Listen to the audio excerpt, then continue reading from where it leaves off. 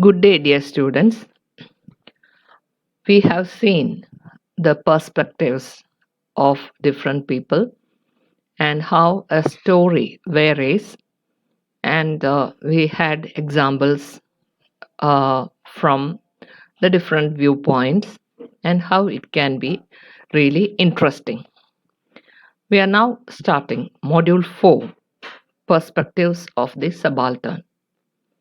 Here, you find that this module is aiming at certain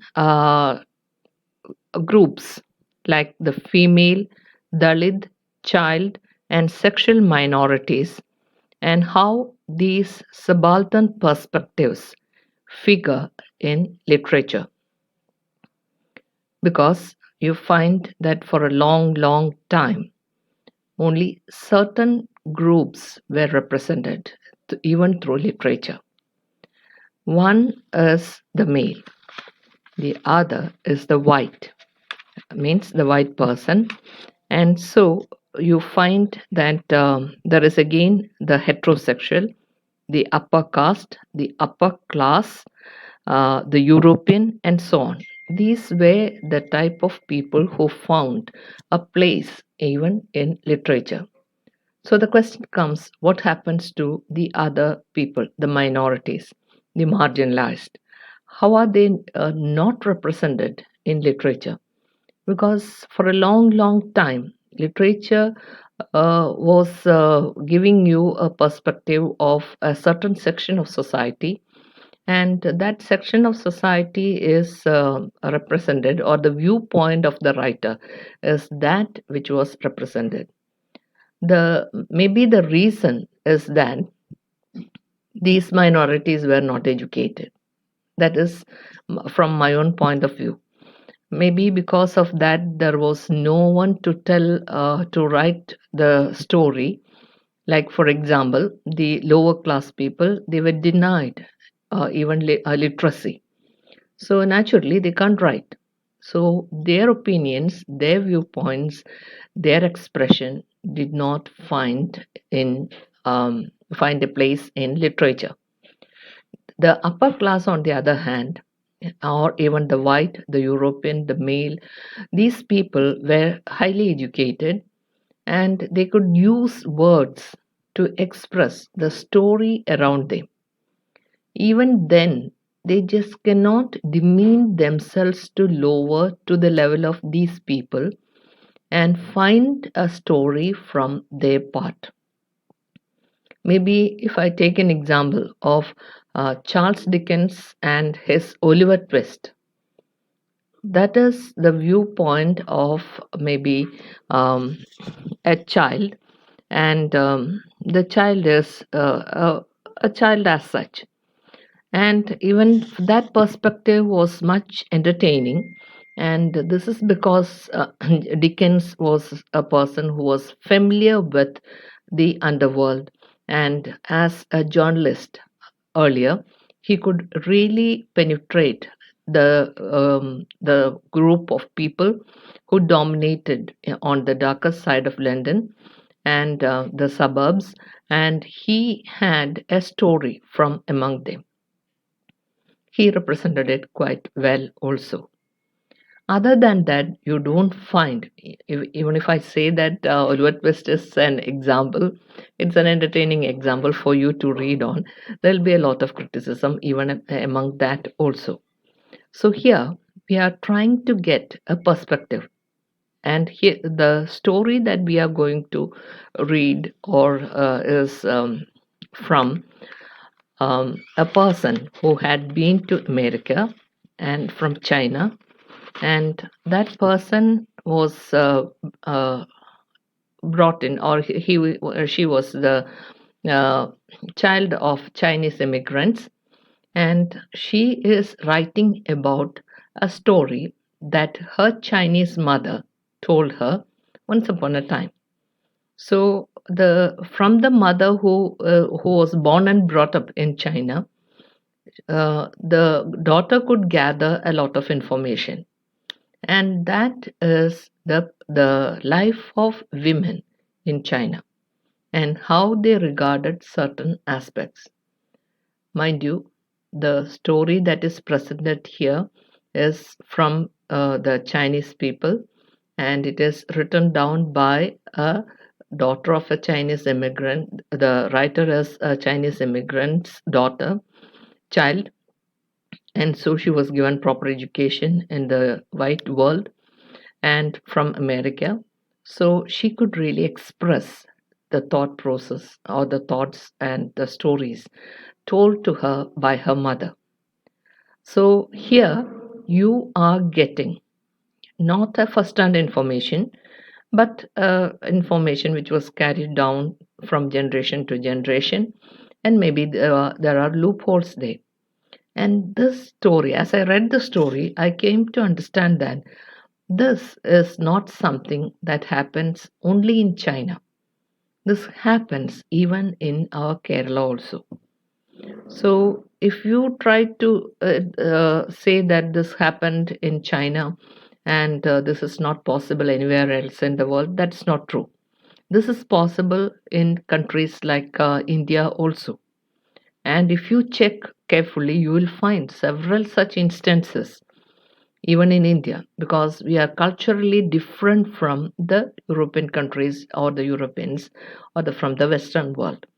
And how we treat our women is indeed totally different from how they treat their women. Maybe we have come a long way back in the present situation, but even then, you will find that there is a remarkable difference in the way we treat our women and the Western world treat their women. We have to acknowledge that. But no one dared to express these feelings or these incidents which were totally hidden, and people continued their life as if though there was no such person at all. That kind of audacity they had, because it was the done thing, and you have to pretend that such a person did not live. And even in their storytelling or in their stories, they tried to behave as if though they didn't even have a person, a woman like that, that is a sister like that. So, the title of the story is No Name Woman.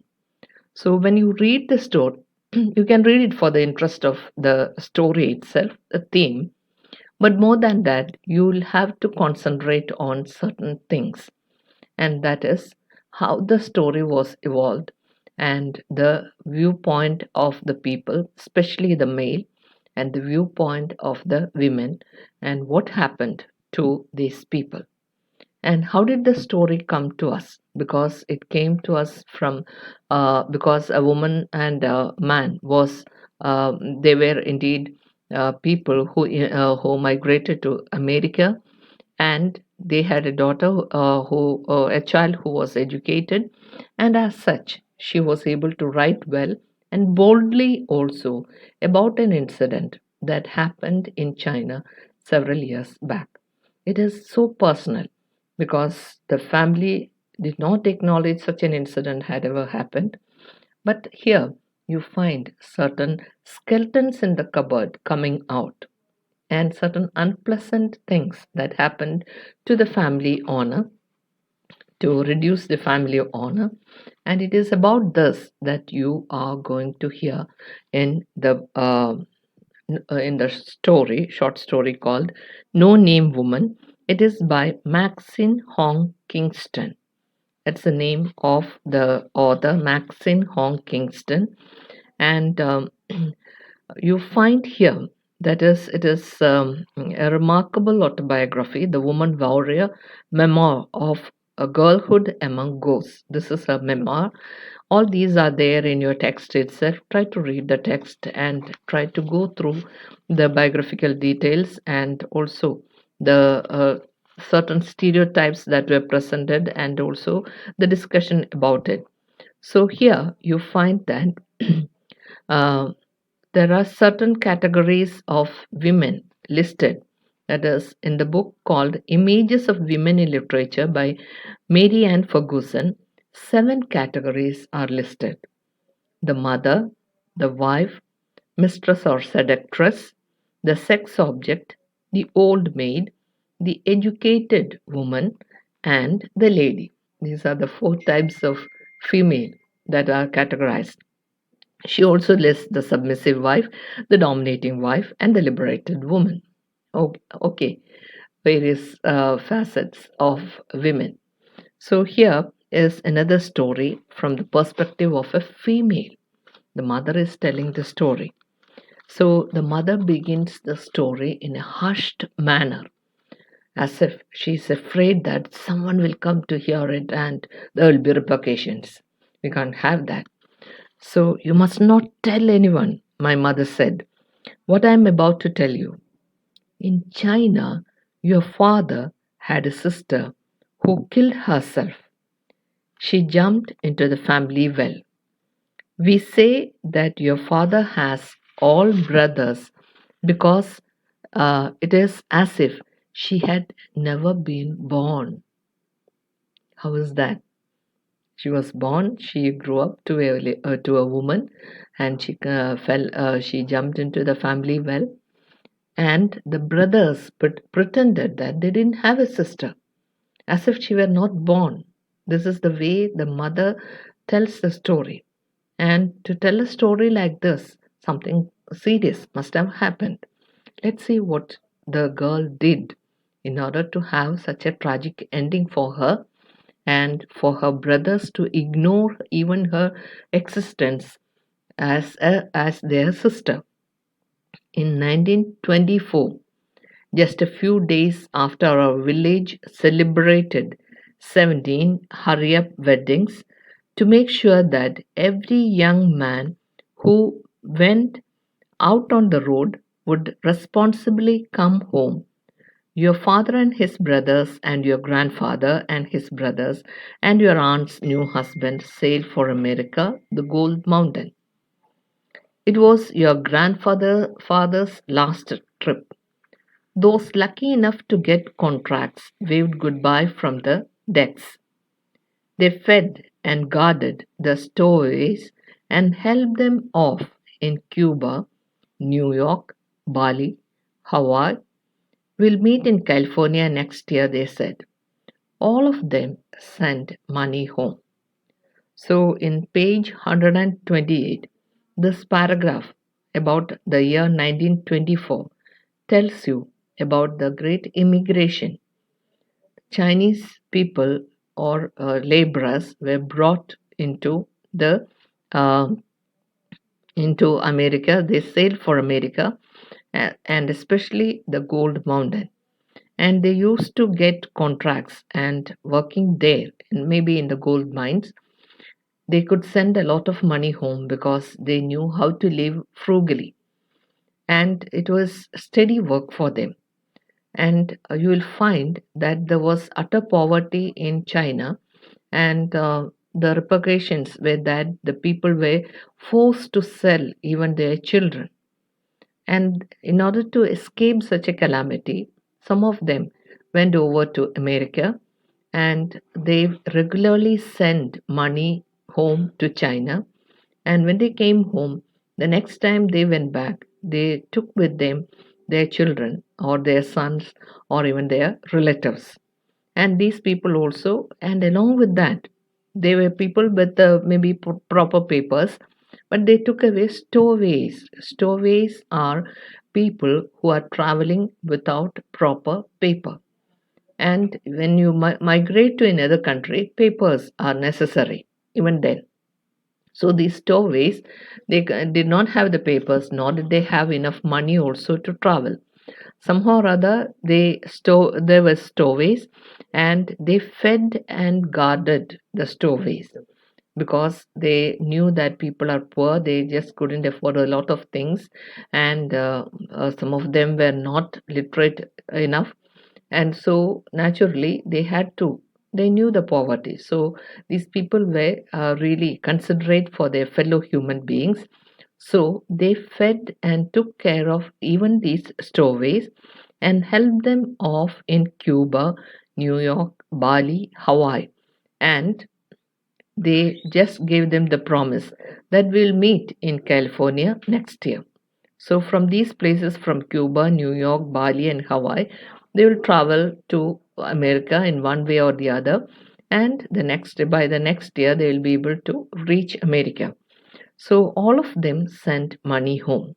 So that was the year when that is our people on the out on the road, because before they went to the other continent, traversing the great seas.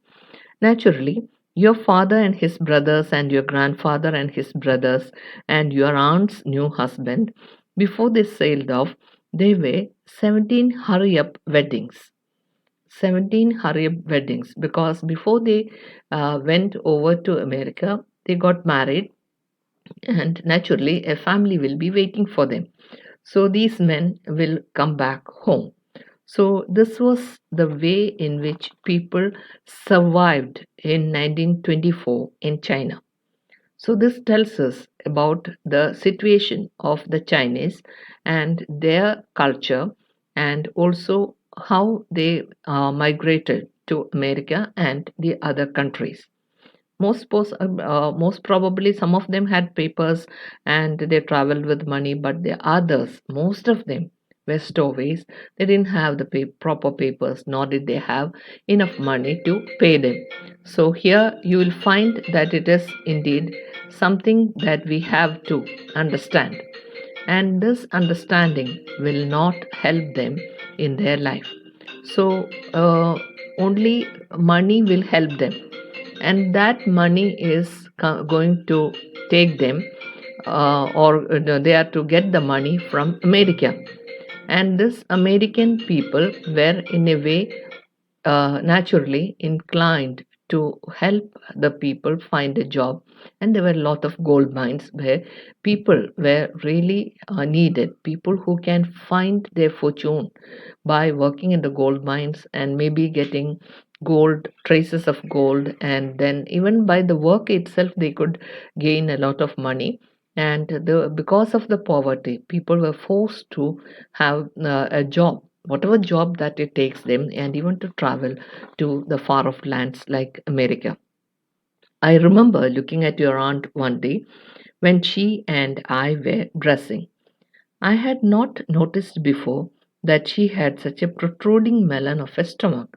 That is, the aunt's new husband sailed for America. That is, your your grandfather and his brothers, and your father and his brothers, and your aunt's new husband. That is, father's sister and her husband.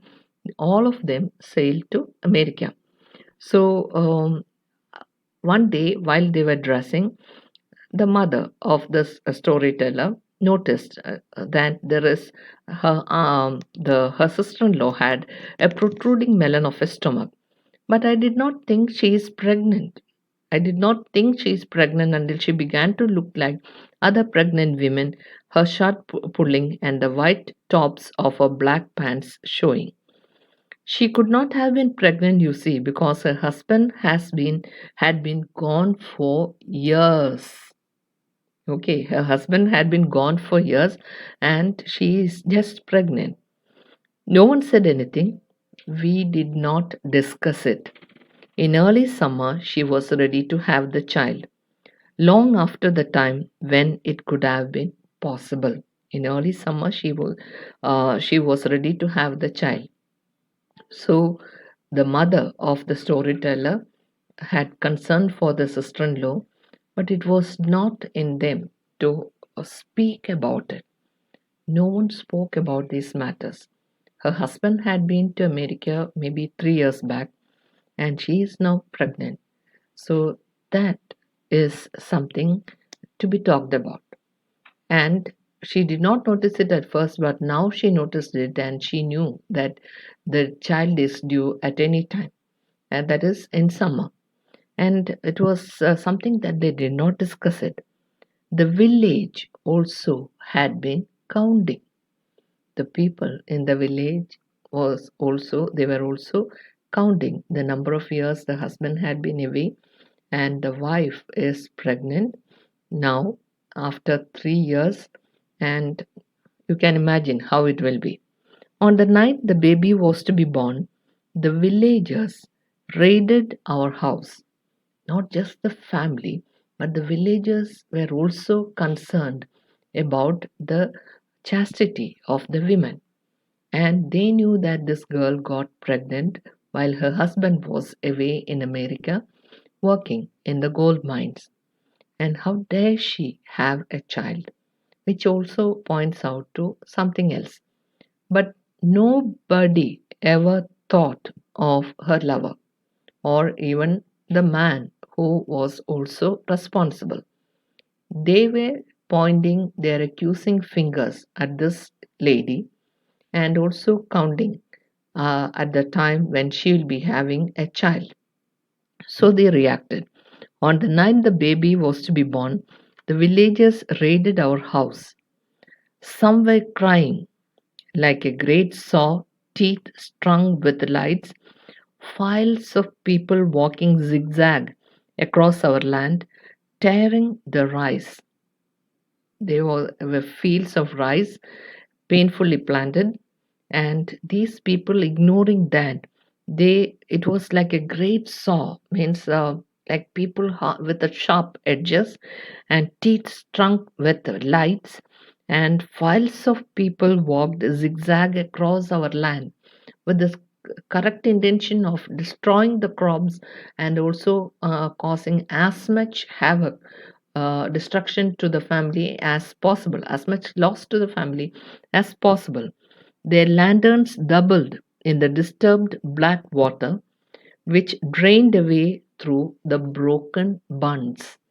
Their lanterns doubled in the disturbed black water, reflected in the disturbed black water, which drained away through the broken bunds. When you cultivate rice, it needs a certain amount of water always in the field, and there will be bund and to keep the water there. And as they trampled over it, they destroyed the bund, and the water just oozed away, which drained away through these broken bunds, which again means that the agriculture is to be destroyed, the cultivated paddy is to be destroyed. As the villagers closed in, we could see that some of them, probably men and women we knew well, wore white masks. The people with long hair hung it over their faces. Women with short hair made it stand up on end. Some had tied white bands around their foreheads, arms, and legs. They were coming to invade the house all dressed up, wearing masks. One thing they did was they wore white masks, and they people with long hair hung it over their faces, just turned it to their faces, and women with the short hair made it stand up on end. And some had tied white bands around their foreheads, arms, and legs. It must have been a terrifying sight to see at night. At first, they threw mud and rocks at the house. Then they threw eggs and began slaughtering our stock of cattle. Stock here means our stock of cattle to a house in the rural area. They'll be having the cattle nearest to the house and the paddy fields before that. And these people are coming, trampling the paddy or the rice fields and also killing the cattle. So you can imagine how it will be. They started throwing eggs and began to slaughter the stock. We could hear the animals scream their deaths, the roosters, the pigs, a last great roar from the ox. People were really using weapons to attack. Familiar wild heads flared in our night windows. The villagers encircled us. The worst part is that these are all men and women that they knew quite well during the daytime. Some of the faces stopped to peer at us, their eyes rushing like searchlight. The hands flattened against the panes, framed heads, and left red prints, white masks, hair all over them, and with the lanterns, and then again white bands on their foreheads, arms, and legs, and brandishing axes, killing the livestock, the animals, the killing them, the screams of the animals, the death of the roosters, the pigs, and a great roar from the ox. All these they can hear in the house. A terrifying night for the women. Remember, all the men are out in another country, and it is only women at home. And this lady is about to have a child, and they were all there, but they had, maybe they had barricaded their house against this attack. It was so sudden, but they knew that this is there, and they couldn't see anything to do about it. And it left red prints on the frames, also on the window panes. The villagers broke in the front and the back doors at the same time, even though we had not locked the doors against them. I thought they had locked the doors against them. But being the villagers and being part of the village life, they thought that they will not harm them. So they have not barricaded the doors against them. The villagers broke in the front and back doors at the same time, even though we had not locked the doors against them. Villagers are always welcome. We did not lock the doors against them. Their knives dripped with the blood of our animals. So you can imagine how horrible that sight could be. They smeared blood on the walls and the doors. One woman swung a chicken whose throat she had slit, splattering blood in red arcs about her. So this group comprised of not just men but women also, and they also took part in the killing of these animals. And they brandished the animals they killed before these people. We stood together in the middle of our house, in the family hall, with the pictures and tables of the ancestors around us, and looked straight ahead. They somehow or other they knew that the ritual or this kind of a attack on the house and how it is going to end. In the room with the photos of the ancestors, they just stood there and looked straight ahead, as if though they are not aware that such a thing is happening around them, that the villagers had entered through the front door and the back door with the killed animals and brandishing them before them, and the horrible sight they presented with the white mass so that they cannot be recognized even at night, because recognition and maybe feeling sentiments just will not do. So at that time, the house had only two wings.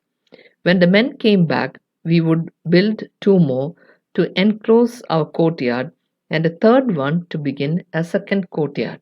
As such, the house had only two wings. When the men came back from America, they are planning to build two more wings in addition to the family, and all it could really accommodate the whole lot of them. This was the plan. So at present, they had only two wings. The villagers pushed through both wings, even your grandparents' room, to find your aunt's, which was also mine, until the men returned.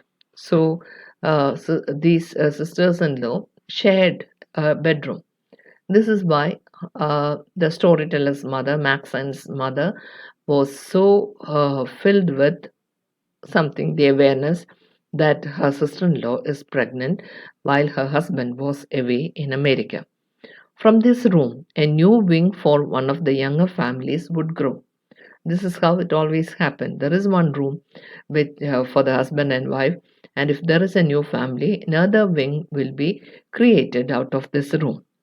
They ripped up her clothes and shoes and broke her combs, grinding them underfoot. So these people who attacked the house, they ripped up their clothes and shoes and broke her combs, grinding them underfoot.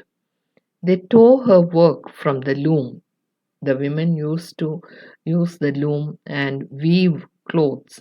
Most of them wove the clothes for themselves, and they tore her work from the loom. They scattered the cooking fire and rolled the new weaving in it. We could hear them in the kitchen, breaking our bowls and banging the pots. They overturned the great waist-high earthenware jugs, waist-high earthenware jugs where they stored their water. Duck eggs, pickled fruits, vegetables burst out and mixed in acrid torrents. You can imagine how it will be. The smell of everything together, pickled things and duck eggs, vegetables, everything. It was maybe a horrible enough smell. The old woman from the next field swept a broom through the air and loosed the spirits of the broom over our heads. The old woman from the next field swept a broom through the air and loosed the spirits of the broom over our heads. Pig, ghost, pig, they sobbed and scolded while they ruined our house. Pig, ghost, pig, they sobbed and scolded while they ruined our house. When they left, they took sugar and oranges to bless themselves because they have done something great, a great deed. And to congratulate themselves, they took the sugar and oranges which from the family which they have stored. They cut pieces from the dead animals. Some of them took bowls that were not broken and clothes that were not torn. Mind you, this is like a raid. They did destroy everything, and whatever that is not destroyed, they took it home with them. So, in a way, you find that this is the way it is done. Afterwards, we swept up the rice and sewed it back up into sacks. But the smells from the spilled preserves lasted. With vinegar, you preserve everything, and the smell from the preserves really lasted.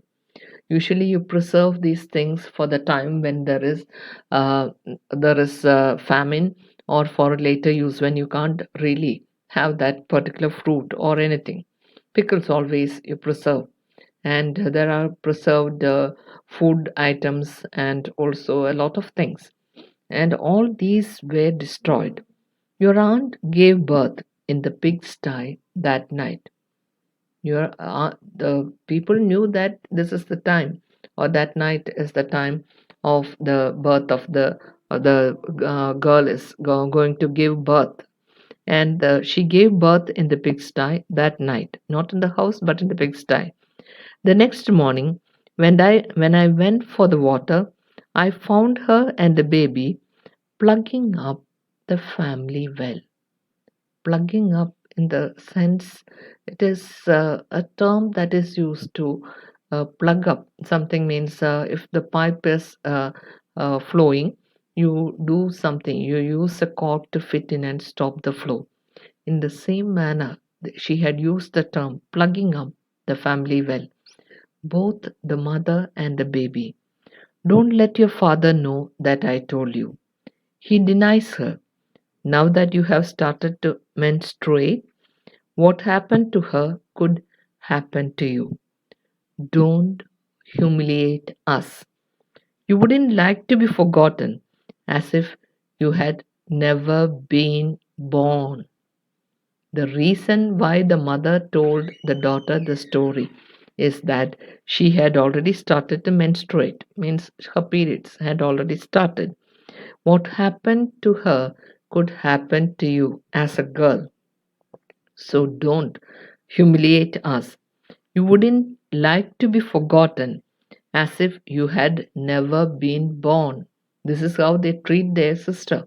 Their sister, and the sister knew that it is impossible for her and her child to live in such a community, and so she took the easy way out and jumped into the well.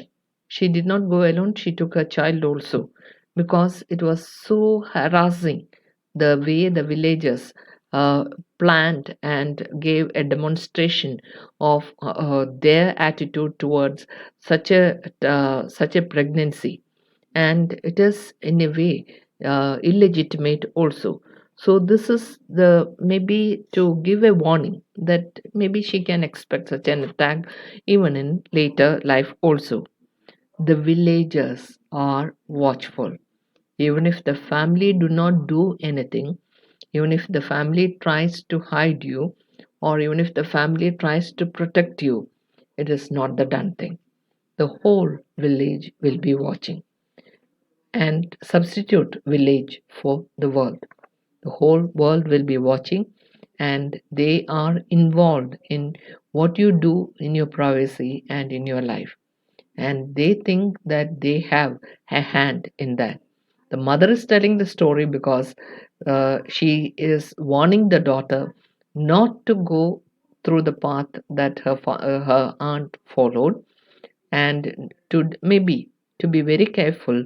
And this is the warning that any mother will give to a daughter, but the repercussions were not so much as it was in 1924 in China. The villagers are watchful. Whenever she had to warn us about life, my mother told stories that ran like this one, a story to grow up on. So, whenever the mother really wants to warn them about anything, she gave not just the warning itself as such, but she will dredge up certain stories, and whoever will not be impressed by such stories. This particular story is so horrible, and it is not from where we are thinking from the year 2021. We feel that this is so bad, and that is almost a decade. I mean, it is almost 100 years, and even then almost 100 years from if it is 1924. So you find that even after 96 years, you still feel that there is more to the story, and the culture was totally different. Nowadays, it may not be the situation in China, but what happened in those days, earlier days, was something that happened that must have happened even in our Kerala. Don't think that we are any different. There were instances like this, and you will find a lot of, maybe not to this extent, but even then, there were incidents. If you read certain stories from Malayalam literature, and this was written by an immigrant from China, and from America, she is writing, and the immigrant's daughter is writing the story, because these stories were the stalking stories the mother had if she needs to warn anyone or her daughter about any serious matter. And this is the way in which they usually impressed upon the girls that it is better to walk the straight road and not to deviate from there, not because the family is not protecting you, but because the others are watching, the villagers are watching, and this is what the villagers do if you deviate from that path.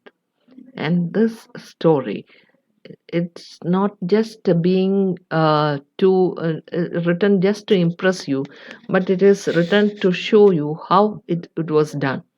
The wearing of the white mask, the way the women with the short hair made the hair stand on end, and the men with the long hair just to put it across the mask, and with white headbands and armbands, they just came over at night, and they destroyed the family's work, hard work, the cultivated land, the cattle, all these were the livelihood of the family. Of course, their men are sending them money. But even then, the women are being very careful about it. They're not sitting idle.